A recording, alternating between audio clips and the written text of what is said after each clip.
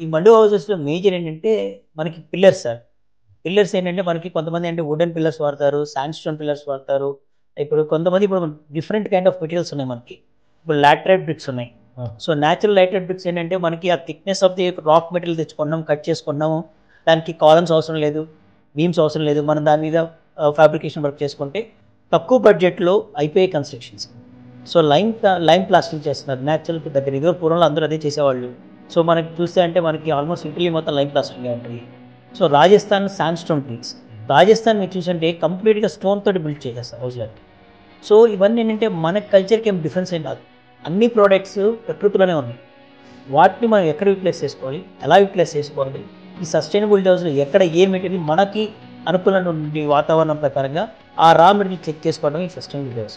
For example ఆంధ్రాకెళ్ళామనుకోండి ఎక్కువ శాతం మనకి నల్ల భూమి ఉంది. సో, తెలంగాణకి చూస్తే ఎక్కువ రాక్ భూమి ఉంటుంది. సో, రాక్ ఉన్నప్పుడు మనం కూలింగ్ టెంపరేచర్స్ ఉండే మెటీరియల్స్ వాడాలి. మన టెంపరేచర్స్ అబ్నార్మల్ అయిపోతున్నాయి. ఒకప్పుడు 32 డిగ్రీస్ ఉన్న టెంపరేచర్ 48 డిగ్రీస్‌కి వెళ్ళిపోతుంది. సో, క్లైమేటే మారిపోతుంది. క్లైమేట్ మారిపోతుంది కాబట్టి కన్‌స్ట్రక్షన్ విషయాలకి టెక్నాలజీస్ అన్నీ మారిపోతున్నాయి. సో, ఈ ఉద్దేశం తీసుకొని ఇలా అందరూ కూడా చాలామంది కూడా నాకు తెలిసి నాకు ఒక నెలకు ఒక 20, 30 ఎంక్వైరీలు సస్టైనబిలిటీ హౌసెస్ నుంచి వస్తాయి. సో, అందరం కూడా ఈ సస్టైనబిలిటీ హౌస్ ప్రమోట్ చేయడం వల్ల అంటే దానివల్ల అంటే అందరూ హ్యాపీగా ఉండడానికి సెకండ్ హౌస్ అంటే థాట్ ఉంటే I prefer to go for sustainability house. Thank you. నిన్న వ్యూవర్స్కి స్పెషల్గా చెప్పేది అంటే మీరు చాలా టైం నుంచి నన్ను చూస్తున్నారు. నేను హార్డ్లీ ఏదైనా కొలాబరేషన్ చేస్తాను. పెయిడ్ కొలాబరేషన్స్ అస్సలు చేయను.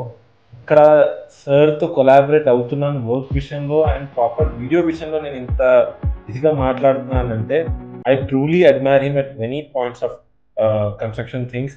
I met him very less times but it is a lot to learn from him.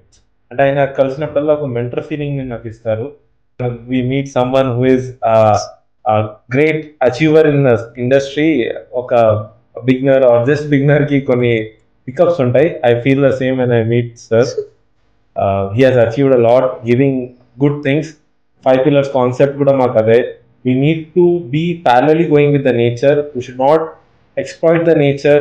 మనం ఎంత దగ్గర నేచర్తో ఉంటే రాబోయే జనరేషన్స్కి అంత మంచి వరల్డ్ని ఇవ్వగలుగుతాం, అంత మంచి యూనివర్స్ని ఇవ్వగలుగుతాం. అలా కాకుండా సెల్ఫిష్గా మనమే యూస్ చేసుకొని మనమే ప్రకృతి పడి మొత్తం అవసరం లేకుండా కొండల్ని చేసి ఇది చేసి చేయడం మంచి పద్ధతి కాదు. So thanks a lot for watching. There are much more videos coming with Vamshi sir. Thank you sir. Thank you for the knowledge. Thank you.